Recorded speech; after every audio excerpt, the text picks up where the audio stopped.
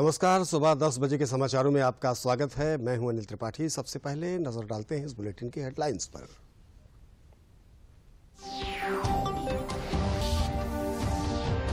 दिल्ली राष्ट्रीय राजधानी राज्य क्षेत्र शासन संशोधन विधेयक को मिली संसद की मंजूरी। राज्यसभा में 102 के मुकाबले पड़े 131 मतों के अंतर से पारित हुआ विधेयक। लोकसभा में आज से शुरू होगी सरकार के खिलाफ लाए गए अविश्वास प्रस्ताव पर चर्चा। भाजपा ने अपने पार्टी सांसदों को जारी कर रखा है व्हिप। सदन में संख्या बल को देखते हुए सरकार पूरी तरह से है आश्वस्त। राज्यसभा में आज अहम विधायी कार्य सूचीबद्ध। सदन में आज अंतर सेना संगठन विधेयक 2023, भारतीय प्रबंधन संस्थान संशोधन विधेयक 2023 समेत कई अहम बिलों पर होनी है चर्चा। मणिपुर से संबंधित निंदा प्रस्ताव पारित कराने की मांग पर अड़ा विपक्ष। हंगामे के बीच संसदीय कार्य मंत्री ने विधानसभा में उत्तर प्रदेश शिक्षा सेवा चयन आयोग विधेयक 2023 सहित 11 विधेयक किए पेश। और एएसआई सर्वे के चौथे दिन कल वाराणसी की ज्ञानवापी में भारतीय पुरातत्व सर्वेक्षण टीम का ध्यान व्यास जी के कमरे और पश्चिमी दीवार के पास जमा मलबे पर रहा केंद्रित। आज भी जारी रहेगा सर्वे। अब इस बुलेटिन के समाचार विस्तार से। संसद ने दिल्ली राष्ट्रीय राजधानी राज्य क्षेत्र संशोधन विधेयक 2023 को अपनी मंजूरी दे दी है। सोमवार को उच्च सदन राज्यसभा ने इस बिल को पारित कर दिया। बिल के समर्थन में 131 जबकि विरोध में 102 मत पड़े। इस विधेयक को लोकसभा से पहले ही मंजूरी मिल चुकी है। अब राष्ट्रपति के हस्ताक्षर के बाद ये विधेयक कानून बन जाएगा और केंद्र सरकार द्वारा दिल्ली में ट्रांसफर पोस्टिंग संबंधित केंद्र सरकार के अध्यादेश की जगह लेगा। विधेयक पर हुई बहस का जवाब देते हुए केंद्रीय गृह मंत्री अमित शाह ने दिल्ली की केजरीवाल सरकार और कांग्रेस पर जमकर निशाना साधा। अमित शाह ने कहा कि संसद को दिल्ली से जुड़े कानून को बनाने का अधिकार प्राप्त है।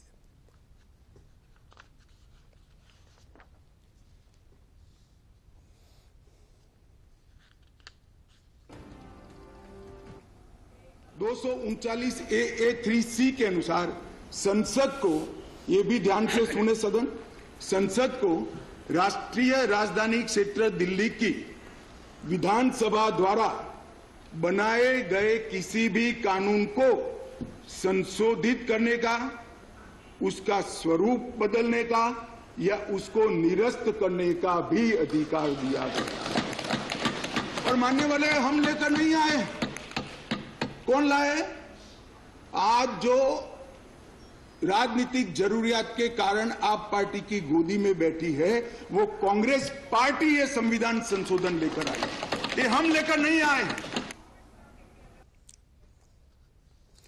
केंद्र सरकार के खिलाफ लाए गए विपक्ष के अविश्वास प्रस्ताव पर आज से लोकसभा में चर्चा शुरू होगी। कांग्रेस सांसद गौरव दवाई ने यह अविश्वास प्रस्ताव पेश किया है। सदन में संख्या बल को देखते हुए सरकार पूरी तरह से आश्वस्त है। दिलचस्प बात यह है कि बहुत से दल ऐसे भी हैं जो एनडीए के साथ तो नहीं है, लेकिन फिर भी वो अविश्वास प्रस्ताव के साथ खड़े नहीं दिखाई पड़ते। अविश्वास प्रस्ताव से जुड़े नियम कानून के मद्देनजर सरकार समेत विपक्षी दलों की पूरी स्थिति क्या है, आइए देखते हैं।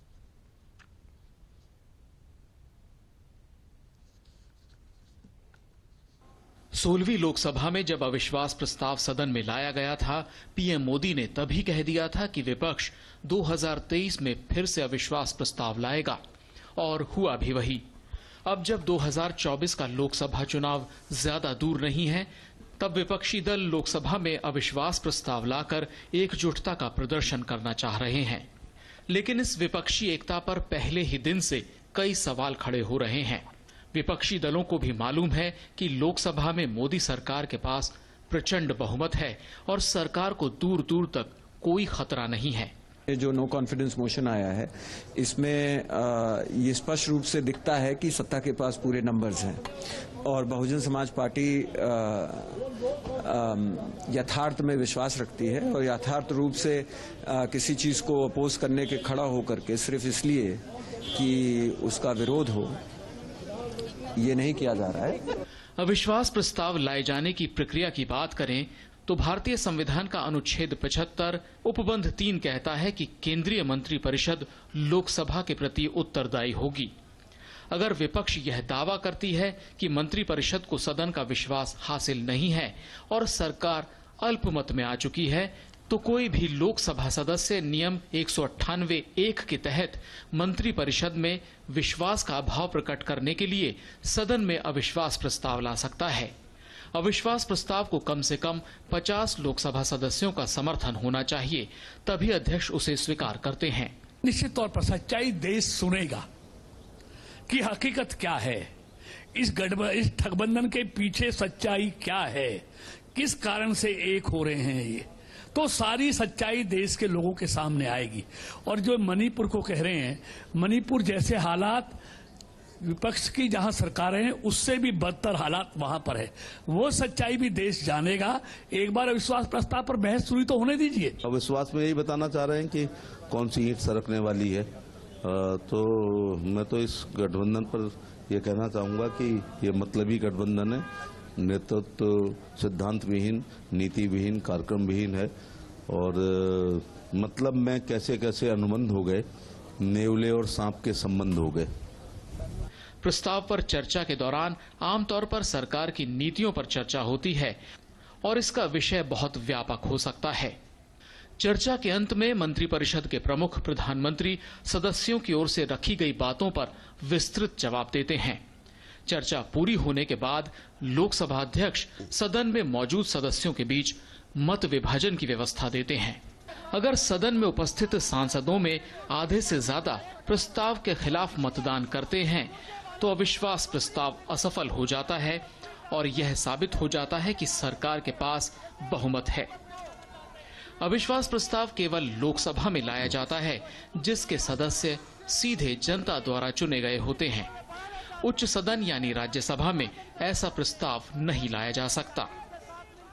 गौरतलब है कि पहला अविश्वास प्रस्ताव लोकसभा में 1963 में तत्कालीन प्रधानमंत्री जवाहरलाल नेहरू के खिलाफ लाया गया था। अंतिम अविश्वास प्रस्ताव जुलाई 2018 में नरेंद्र मोदी सरकार के खिलाफ टीडीपी और अन्य विपक्षी दलों द्वारा लाया गया था।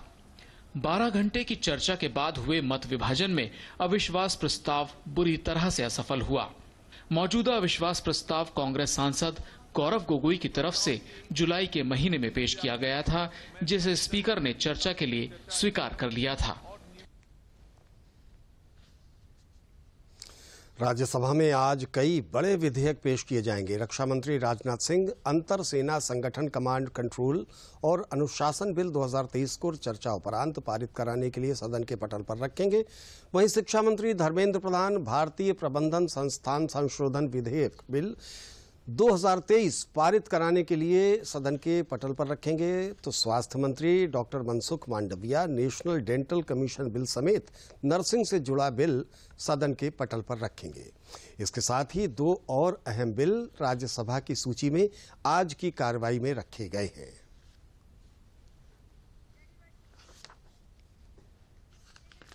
प्रदेश विधानमंडल का मानसून सत्र कल से शुरू हुआ। प्रश्नकाल के शुरू होते ही विपक्षी सदस्यों ने वेल में आकर अन्य मुद्दों पर चर्चा कराए जाने को लेकर शोरगुल किया, जिस पर विधानसभा अध्यक्ष सतीश महाना ने प्रश्नकाल को महत्वपूर्ण समय बताते हुए कहा कि लोक महत्व के इस समय का सदुपयोग होना चाहिए। इसके बाद सदन में पूर्व दिवंगत सदस्यों को मौन रखकर श्रद्धांजलि दी गई। विधानसभा में द्विपक्षीय पार्टियों के हंगामे के चलते सदन की कार्रवाई बाधित हुई। विपक्ष ने मणिपुर पर निंदा प्रस्ताव को लेकर सदन में चर्चा कराने की मांग की। विपक्ष के हंगामे के चलते विधानसभा की कार्रवाई आधे घंटे के लिए स्थगित की गई और फिर 12:45 पर विधानसभा की कार्रवाई दोबारा शुरू हुई, जिसके बाद सदन की कार्रवाई आज सुबह 11 बजे तक के लिए स्थगित कर दी गई थी। मणिपुर को लेकर निंदा प्रस्ताव को पारित कराने की मांग पर अड़े विपक्ष के हंगामे के बीच संसदीय कार्य मंत्री सुरेश कुमार खन्ना ने विधानसभा में उत्तर प्रदेश शिक्षा सेवा चयन आयोग विधेयक 2023 और उत्तर प्रदेश कृषि एवं प्रौद्योगिक विश्वविद्यालय संशोधन विधेयक 2023 सहित 11 विधेयक पेश किए। ये बहुत गंभीर बात है कि जिस तरीके से मणिपुर में घटना हुई और उस पर हम एक केवल निंदा प्रस्ताव नहीं पास कर सकते, निंदा नहीं कर सकते उस घटना की। कितने ये प्रदेशों की करेंगे? देश का सबसे बड़ा प्रदेश है। अध्यक्ष महोदय, देश के प्रधानमंत्री जी यहां से आते हैं। मणिपुर पे, कम से कम मणिपुर पर हम आपसे कुछ बोलने की अपेक्षा कर सकते नहीं माननीय, अगर आप में से कोई भी सदस्य कहेगा कि बंगाल की हिंसा पे चर्चा करा, उचित होगा क्या? दूसरे किसी भी प्रदेश की चर्चा दूसरे किसी भी प्रदेश में नहीं हो सकती, उसकी चर्चा यहां पर नहीं होगी। उत्तर प्रदेश से देखिए, ना नियम में है, ना नियमावली में है, ना नियम में है, ना परंपरा में है। किसी दूसरे प्रदेश की चर्चा हम यहां पर नहीं कराएंगे। मुख्यमंत्री योगी आदित्यनाथ ने यूपी विधानसभा का मानसून सत्र शुरू होने से पहले कहा कि प्रदेश और जनता के हित से जुड़े तमाम मुद्दों पर सरकार सार्थक चर्चा कराने के लिए तैयार है। मुख्यमंत्री ने कहा कि सरकार प्रदेश से जुड़े जनहित के हर मुद्दे पर चर्चा कराने के लिए तैयार है। विपक्ष की ओर से उठाए जाने वाले हर मुद्दे का हर स्तर पर जवाब दिया जाएगा। उन्होंने कहा कि यूपी में पिछले 6 वर्षों के दौरान पीएम नरेंद्र मोदी के मार्गदर्शन में विकास की एक नई ऊंचाइयों को छुआ है। जनहित से जुड़े हुए मुद्दे पर, प्रदेश के हित से जुड़े हुए मुद्दे पर चर्चा कराने को तैयार है और उसका भी हर स्तर पर जवाब देने को भी तैयार है। उत्तर प्रदेश ने पिछले 6 वर्षों के दौरान प्रधानमंत्री मोदी जी के मार्गदर्शन में विकास की एक नई ऊंचाइयों को छुआ है। इन 6 वर्षों के दौरान प्रदेश के परसेप्शन को बदल करके प्रदेश के नौजवानों के सामने, प्रदेश के नागरिकों के सामने कुत्सित राजनीतिक कारणों से जो पहचान का संकट खड़ा हो गया था, उस पहचान के संकट से मुक्त करते हुए उत्तर प्रदेश को देश के एक प्रमुख राज्य के रूप में स्थापित करने में पूरी सफलता प्राप्त हुई है। एक तरफ जहां इसे आगे बढ़ाने में पिछले 6 वर्ष के अंदर सफलता प्राप्त हुई, वहीं प्रदेश की अर्थव्यवस्था को दोगुना करने, प्रति व्यक्ति आय को भी दोगुना करने में सफलता प्राप्त हुई। बीमारू राज्य की श्रेणी से उत्तर प्रदेश उभर करके देश की अग्रणी अर्थव्यवस्था बनने की ओर तेजी के साथ आगे बढ़ा है। जातीय हिंसा से जूझ रहे मणिपुर के आदिवासियों का एक प्रतिनिधिमंडल अपनी मांगों को लेकर आज नई दिल्ली में केंद्रीय गृह मंत्री अमित शाह से मुलाकात करने वाला है। 5 सदस्यीय प्रतिनिधिमंडल अमित शाह से मिलकर उनके समक्ष प्रमुख मांगे उठाएगा। इसमें अलग राजनीतिक प्रशासन के साथ साथ जातीय हिंसा में मारे गए लोगों के शवों को सामूहिक रूप से दफनाने आदि की मांग शामिल है। इस बीच मणिपुर के इम्फाल वेस्ट जिले में कल सुबह कुछ घंटों के लिए कर्फ्यू में छूट दी गई, जिसके बाद लोगों ने दवाइयां और खाद्य सामग्री समेत अन्य आवश्यक वस्तुओं की खरीदारी की।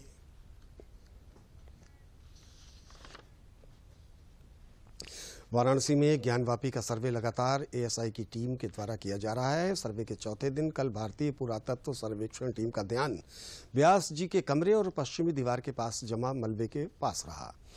टीम में नहीं होगी। साथ ही परिसर का सर्वे वैज्ञानिक विधि से एकदम सटीकता के साथ होगा। मशीनों के द्वारा जमीन के 20 फीट के अंदर तक की चीजों को स्पष्ट रूप से देखा जा सकता है। आज भी सर्वे का काम जारी रहेगा।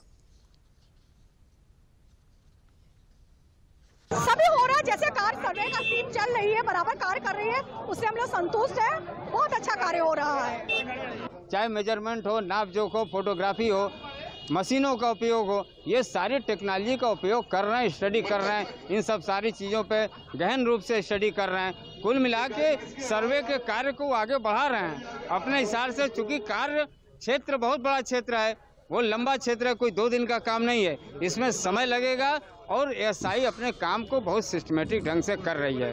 और गुंबज पर ऊपर चढ़ करके जो सर्वे कर रहे थे वो आज भी किए। उसमें जो सीढ़ियां हैं गुंबज के ऊपर जो कलश रखे हुए हैं उसके, और जो छत हैं, और जो पश्चिमी द्वार गुंबज सटे हुए हैं, जो गिरा हुआ अस्तर है उसको मशीन लगा करके, ऐसे ऐसे मशीन यंत्र जो देख रहे हैं दूर से रिपोर्ट लेकर के एक कागज़ पर तैयार कर रहे हैं, मशीन रख करके नाप जोख कर रहे हैं, फीते से नाप रहे हैं और एक एक बिंदु का ध्यान दे करके मैनेजमेंट बना करके अपना रिपोर्ट तैयार कर रहे हैं। उत्तर प्रदेश ब्रज तीर्थ विकास परिषद के सभागार में श्री कृष्ण जन्मोत्सव 2023 की व्यवस्थाओं के संबंध में बैठक संपन्न हुई। इस अवसर पर प्रदेश के मंत्री चौधरी लक्ष्मी नारायण उपस्थित रहे। जुबली पार्क, श्री कृष्ण जन्मस्थान लीला मंच, गीता शोध संस्थान वृंदावन, रसखान समाधि स्थल तथा परासौली चंद्र सरोवर पर उत्तर प्रदेश ब्रज तीर्थ विकास परिषद द्वारा मुख्य कार्यक्रम आयोजित कराए जाएंगे। परिषद द्वारा 17 छोटे मंच स्थलों का चयन किया गया है, जिसमें कलाकारों द्वारा सांस्कृतिक एवं श्री कृष्ण की लीलाओं से संबंधित कार्यक्रम पेश किए जाएंगे। नगर निगम द्वारा 12 प्रमुख मार्गों तथा मंदिर प्रबंधकों द्वारा 9 प्रमुख मंदिरों पर विशेष सजावट की जाएगी।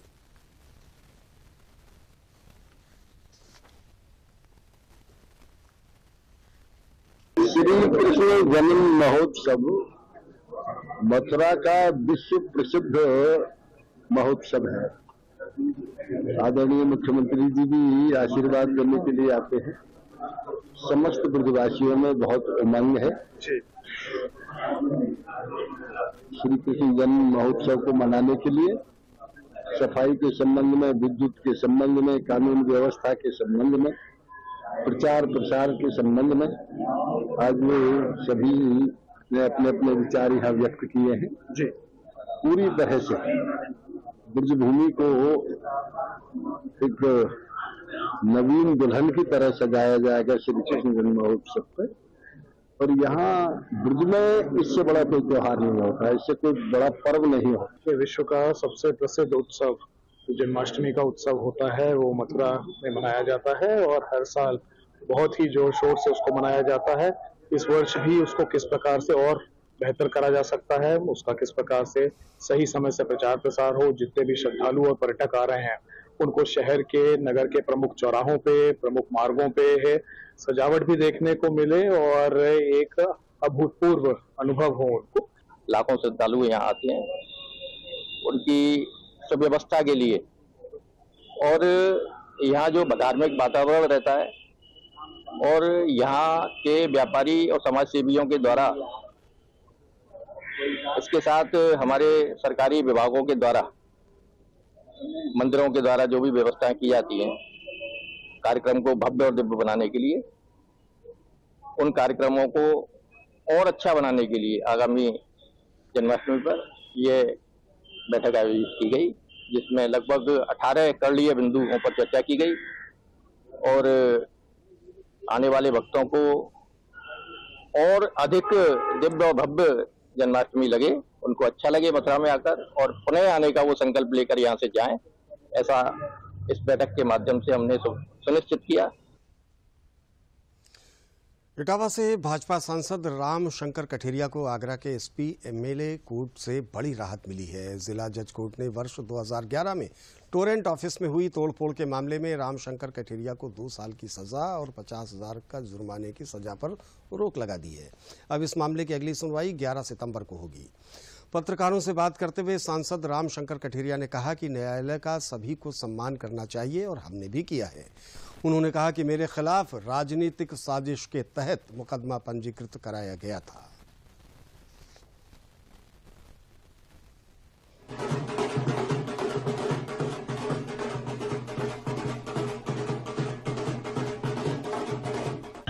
आगरा के जो माननीय जिला जज हैं, इनके यहाँ मैंने अपील की, सुबह 10 बजे अपील की थी और मेरे को उसमें राहत दी है और जो डिसीजन हुआ था उस डिसीजन को सस्पेंड किया है और मैं मानता हूँ कि मुझे न्याय। प्रयागराज के वायुसेना स्टेशन बमरौली की 29वीं विंग में एक मीडिया ओरिएंटेशन कैंप का आयोजन किया गया। इस मौके पर डिफेंस के पीआरओ शांतनु प्रताप सिंह ने बताया कि भारतीय वायुसेना के बमरौली स्टेशन के अंतर्गत बेसिक फ्लाइंग ट्रेनिंग स्कूल चलाया जाता है, जो पूरे देश में 3 स्थानों पर है। प्रयागराज, चेन्नई और हैदराबाद में ये 3 फ्लाइंग स्कूल मौजूद हैं। प्रयागराज में हर वर्ष लगभग 30 फ्लाइंग ऑफिसर सेना के लिए तैयार किए जाते हैं, जिन्हें हेलीकॉप्टर की बारीकियों में निपुण कर तैयार किया जाता है, जो देश में अपनी सेवा प्रदान करते हैं। इस फ्लाइंग स्टेशन में चेतक हेलीकॉप्टर पर पूरी ट्रेनिंग दी जाती है। एक मीडिया ओरिएंटेशन कैप्सूल जो आयोजित किया गया है, ये कई एयरफोर्स स्टेशन में आयोजित किया जा रहा है, जिससे मीडिया के जो हमारे साथी हैं उनको इंडियन एयरफोर्स के बारे में और जानकारी मिल सके, उसके मूल्यों के बारे में, उसकी फिलॉसफी के बारे में। यहाँ पे जैसे जो ओरिएंटेशन कैप्सूल हुआ, उसमें एक स्टैटिक डिस्प्ले में हेलीकॉप्टर भी दिखाया गए, साथ ही में ट्रेनिंग के बारे में ब्रीफ किया गया कि कैसे सिमुलेटर्स के माध्यम से ट्रेनिंग हो रही है, और बमरौली और 29 विंग का जो इतिहास है कि इस स्टेशन का क्या इतिहास रहा है, एयरफोर्स के क्या इतिहास रहा है, और किस टाइप के HDR ऑप्स वगैरह और इन सब ऑपरेशंस में इस स्टेशन के कर्मियों का और यहाँ के एयरक्राफ्ट का क्या डिप्लॉयमेंट और क्या भूमिका रही है, इसके बारे में आज मीडिया को यहाँ पर जानकारी दी। अब रायबरेली से एक ऐसी खबर जो नर सेवा के लिए प्रेरित करती है। यहाँ कुछ लोगों का समूह वर्ष 2011 से लगातार जरूरतमंदों के लिए भंडारा आयोजित कर रहा है। इस भंडारे से रोज लगभग 400 से 500 लोगों का पेट भरता है। आइए देखते हैं ये रिपोर्ट।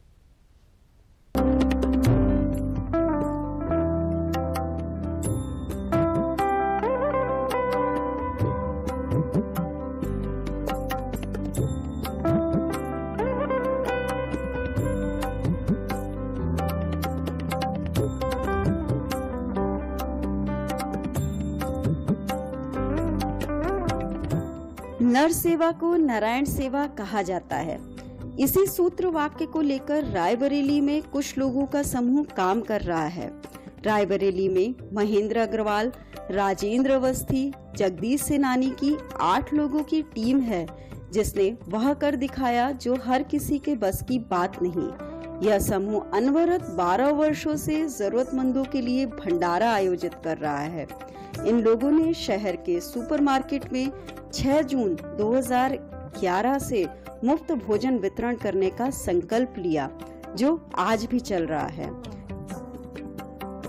जिसमें सुबह और शाम दोनों समय मिलाकर लगभग 300 से 500 लोग निशुल्क भोजन का लाभ उठाते हैं। समाज सेवी मान बहादुर बताते हैं कि इसकी प्रेरणा उनकी टीम को अमरनाथ धाम यात्रा के दौरान मिली, जहां पर उन्होंने देखा कि लोग निशुल्क भंडारा चलाते हैं। बस यही बात इन लोगों के मन को छू गई और वहीं पर इन लोगों ने मन में ठान लिया कि क्यों ना हम लोग भी रायबरेली में निशुल्क भंडारा चलाएं, जिससे रायबरेली का कोई भी गरीब भूखे पेट न सोए।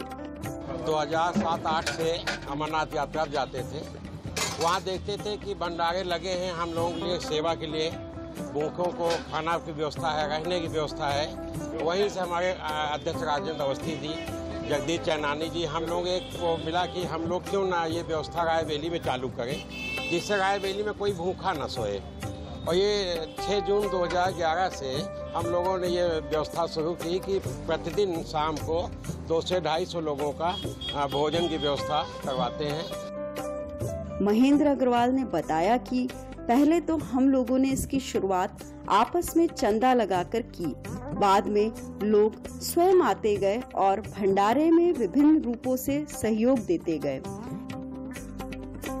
यहाँ पे दाल, रोटी, सब्जी, चावल, अचार और पूड़ी सब्जी, खीर, ये जो है बंटता है।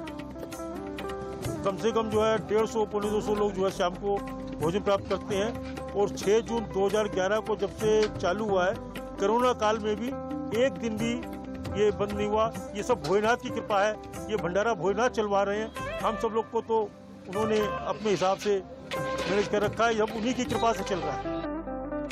महेंद्र अग्रवाल बताते हैं कि प्रतिदिन सुबह दाल, रोटी, सब्जी, खीर, कोई एक मीठा व शाम को दाल, रोटी, सब्जी, खीर के साथ कोई एक फल वितरित किए जाते हैं। समाज सेवियों की टीम द्वारा रायबरेली में गरीबों व असहायों के लिए किया जा रहा यह नेक काम अनुकरणीय है। रायबरेली से सुधीर त्रिपाठी के साथ डीडी न्यूज लखनऊ।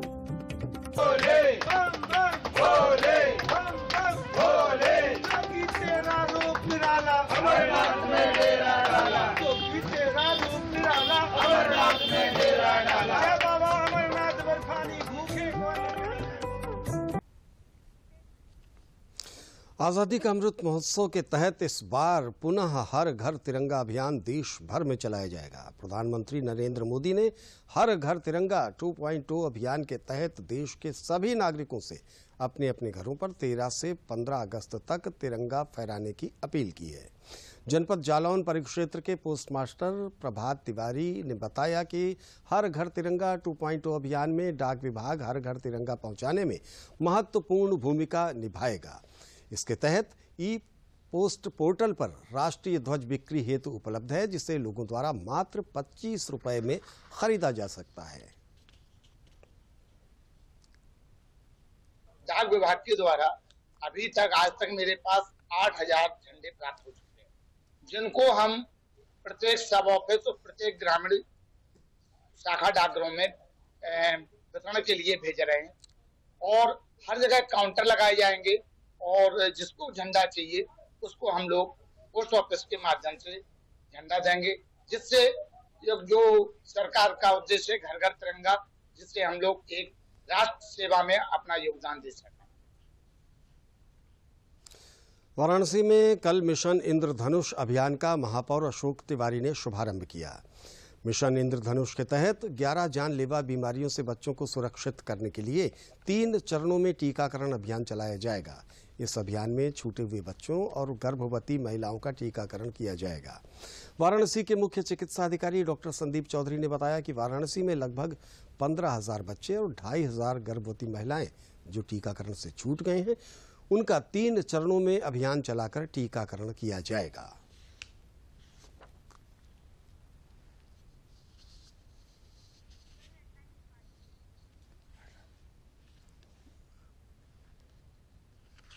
जो बच्चे पोलियो ड्रॉप से बचे हुए थे उनके लिए 3 चरणों में कार्यक्रम चलाया जा रहा है। स्वास्थ्य विभाग की टीम पूरी एक बार पहले भी आके करीब 15 दिन पहले मुझसे मिली थी और इन लोगों का जो विजन है वो बहुत ही सराहनीय है। प्रत्येक घर जाके कौन परिवार छूटा है, कौन बच्चे छूटे हैं, कौन हमारी बहनें माताएं छूटी हुई हैं, उनको नए सिरे से उनका पहचान करना और उनको टीकाकरण करना और पोलियो ड्रॉप पिलाना। मिशन इंद्रधनुष का आज प्रथम चरण चालू हो रहा है और इस चरण में हमारी जो बच्चे नियमित टीकाकरण से छूटे हैं उनको पहले से गिनती गिन ली गई, हेड काउंट हो गया है और वो लगभग 15,000 के आसपास हैं। उनको हम लोग 3 चरणों में 11 जानलेवा बीमारी से को सुरक्षा देंगे। इस तरह हम पहुंचे इस बुलेटिन के अंतिम पड़ाव पर। चलने से पहले प्रमुख समाचार पर एक बार पुनः नजर।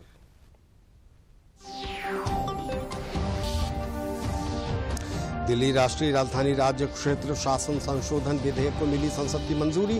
राज्यसभा में 102 के मुकाबले पड़े 131 मतों के अंतर से पारित हुआ विधेयक।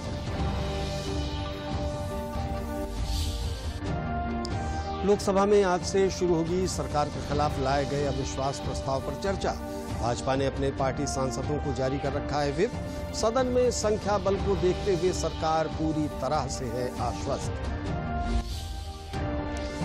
राज्यसभा में आज अहम विधायी कार्य सूचीबद्ध। सदन में आज अंतरसेना संगठन विधेयक 2023, भारतीय प्रबंधन संस्थान संशोधन विधेयक 2023 समेत कई अहम बिलों पर होनी है चर्चा। मणिपुर से संबंधित निंदा प्रस्ताव पारित कराने की मांग पर अड़ा विपक्ष। हंगामे के बीच संसदीय कार्य मंत्री ने विधानसभा में उत्तर प्रदेश शिक्षा सेवा चयन आयोग विधेयक 2023 सहित 11 विधेयक किए पेश।